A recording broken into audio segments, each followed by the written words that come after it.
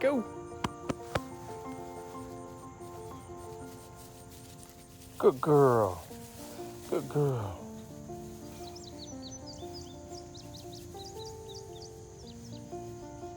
Come on.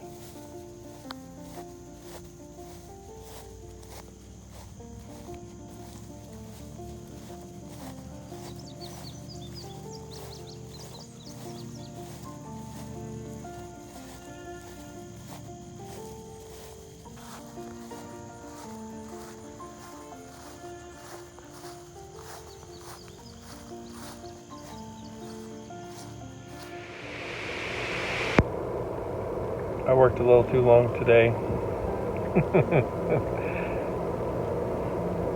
Apparently I won't need a shower later.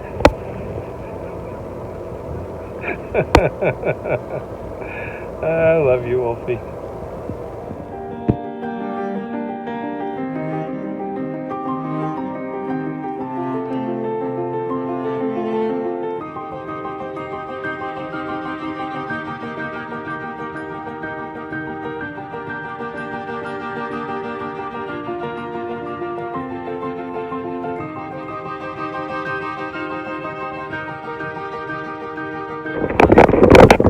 Taking you guys with me on a walk today.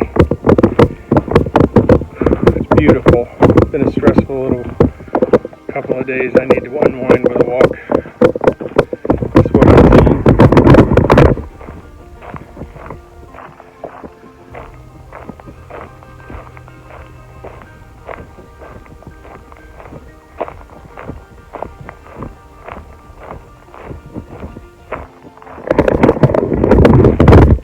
Pretty awesome, right?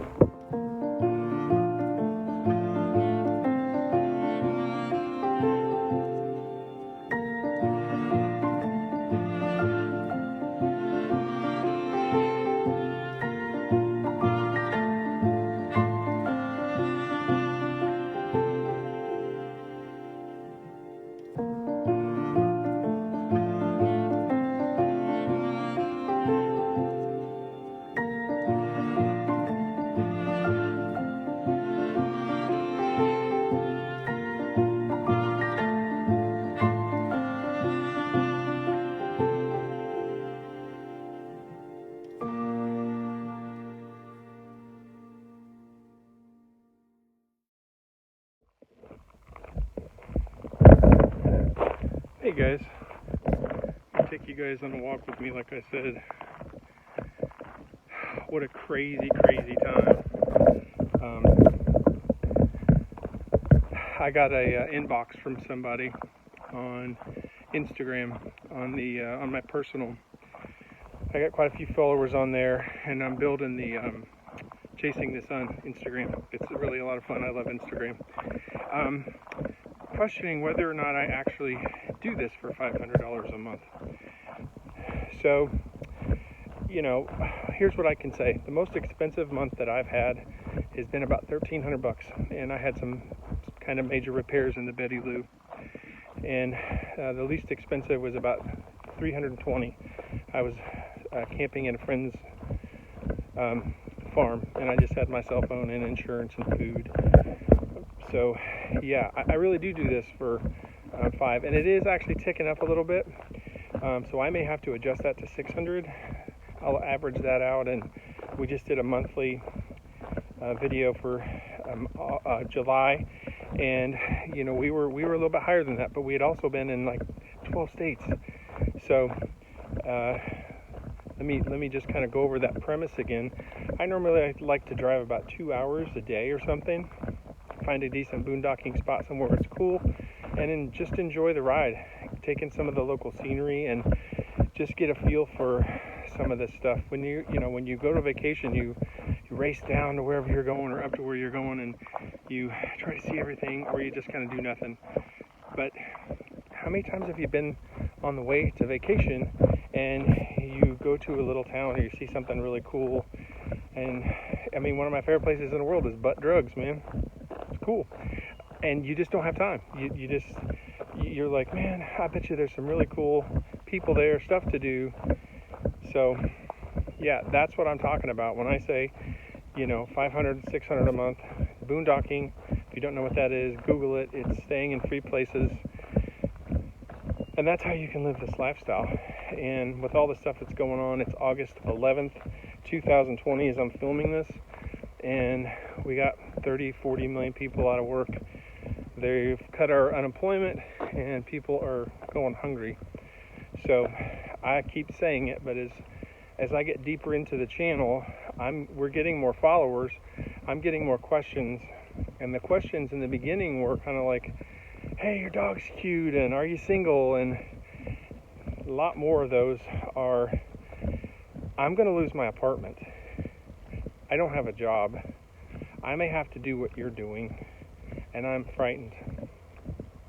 So, first of all, I'm not going to take a political side to anything, except for to say that whether you're an independent, Republican, or Democrat, if you lose your job and you lose your apartment or home, and you can't feed your kids, it's an effing scary time. So some of the things that we do on this channel are going to help you, and I'm going to be a little more detailed in my explanation of things, showing you guys how I do things, explaining it a little bit better. And now that I have a little more time, because I, like everybody else, I don't have a job. Part of that was that I just was running a painting company. I was a plumber before that, and they stopped paying us and told us, I mean, they don't owe me money. They eventually paid me, but I went from making $800 a week to nothing. And of course, unemployment, nobody's getting unemployment right now. So I'm living it with you guys. I get up every day, I get into my vehicle, and I find a way to get it done. And sometimes when you don't have anything, you don't have anything to lose. You know that feeling when you go to do something and you're putting it off because you don't want to do it because you're not good at it or it's uncomfortable? Sometimes it's just good to, if you're in a situation like that, you don't have a choice. You don't have a choice. So, kind of my whole life, even in high school, like in speech class, I was the guy that was like, oh, I'll go first. And probably wasn't the best speech in the world, but it was done. And I remember as a senior, or maybe as a junior, we had to give this speech for our final grade, and it was like a 10-minute speech, and everybody was sweating. I was sweating it too. I got a C, but I got B in the class. But anyway, it was all week. And there was just like 2-3 types of people. I don't really care, I don't want to do it at all. So they waited till the end, and there was me and like 3 other chicks that were like, I'll go first. So I went first. So just like that, if you're not good at something, or you're dreading it, or you're putting something off because you're afraid of it, you won't do it. I get that. I do it all the time. I do it with money. I do it with relationships. I do it with a leak in the Betty Lou, which I've had for a minute, and I've been ignoring it. Now it's coming back to bite me. But just like that leak, I got to fix that. And soon. I don't have a choice anymore. If you're in that situation where, let me show you guys what I'm looking at now.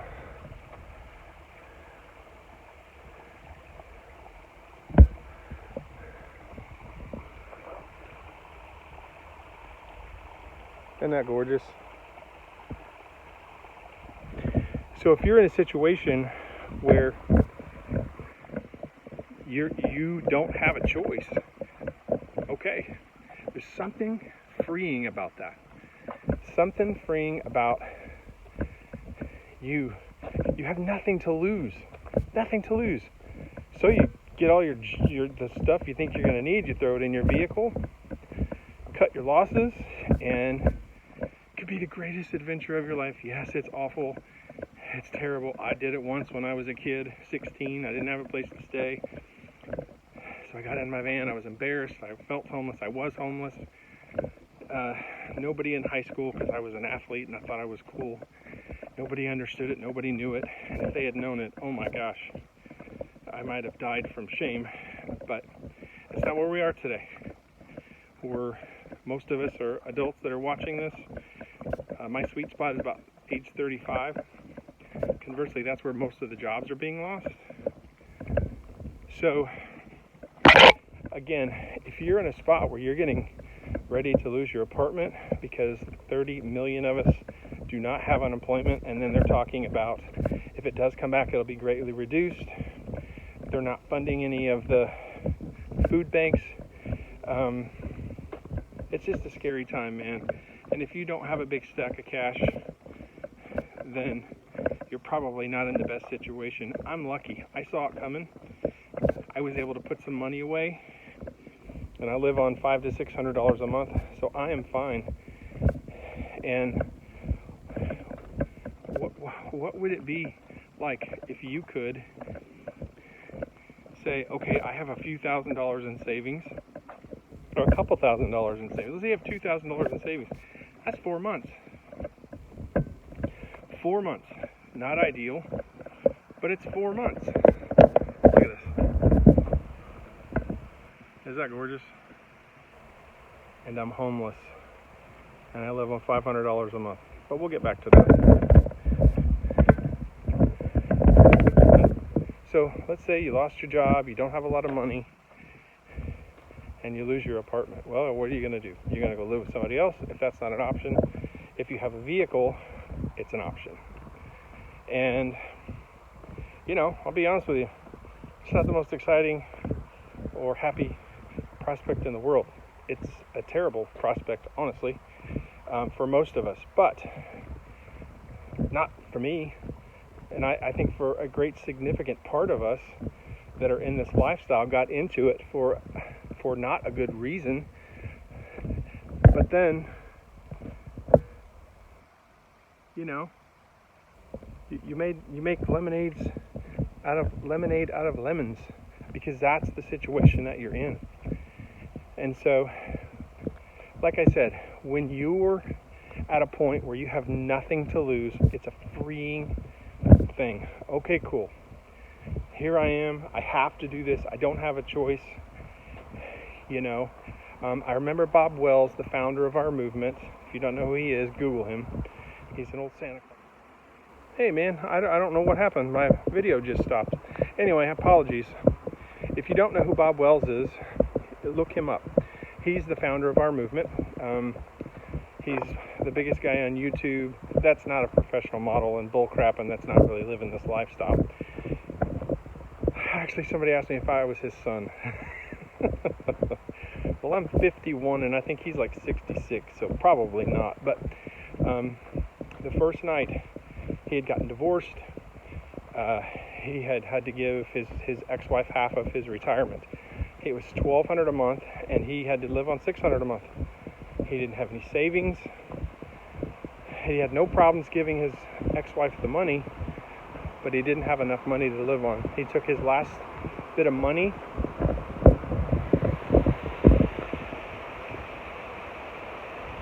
Yeah, I'm homeless. I see that every day, man, and I live on $500 a month.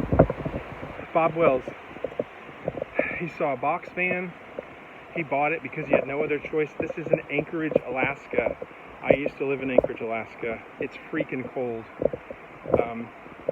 And he said he spent the first night tired, cold, not understanding how to do anything, feeling like a failure. And he kind of was a failure. He had lost his marriage. He had lost his house. You know, a lot of people would say that's a failure. I don't think it is. I think it's a guy trying to find his way. He got out of whatever situation he was in his marriage and said, I'm going to take my life back. So the first night that he spent in his new house/box van, yep, I'm homeless. The first night he spent in his box van, he said he cried all night. And I get that situation, I get that feeling. And even though I was in a much better situation, I did lose my marriage of 23 years. I had lost my health. I had, drank myself into terrible situations, and I was running out of options. So I don't have the same experience as Bob, or maybe some of you, but I have had loss, and there's been a lot of things that have taken me from owning 16 businesses to living in a van, That never gets old, by the river. So just wanted to send out a kind of a positive message. This is not the end of the world if this is the life that you've come to. This can be and should be after the grief. You need to grieve and go through your normal process, but you kind of in a way don't have a lot of time. You got to get your stuff together. You got to start making plans. I have a video, I'll try to link that below, as to what you need starting out. Basically, you need to grab something to keep you warm, go to the bathroom, keep cold or warm, and something to cook on. And that's it, man. And make it an adventure, because once you get through that, you can get to this spot or another spot like it where I'm not afraid at all to stay anywhere. I'm not afraid to stay at a Cracker Barrel or a truck stop or by the side of the road or by the river, as long as I feel safe there. And so once you get beyond the shock and you don't have a choice, pack your car, your truck, your SUV, your RV, your whatever you have, put as much food in it as you have, and go. I actually met somebody a couple of weeks ago, and he was a really nice dude, but he didn't want to. I hate that I've met a couple of really interesting people, and they just don't want to be on camera. That's okay. He was living on a motorcycle. Unbelievable.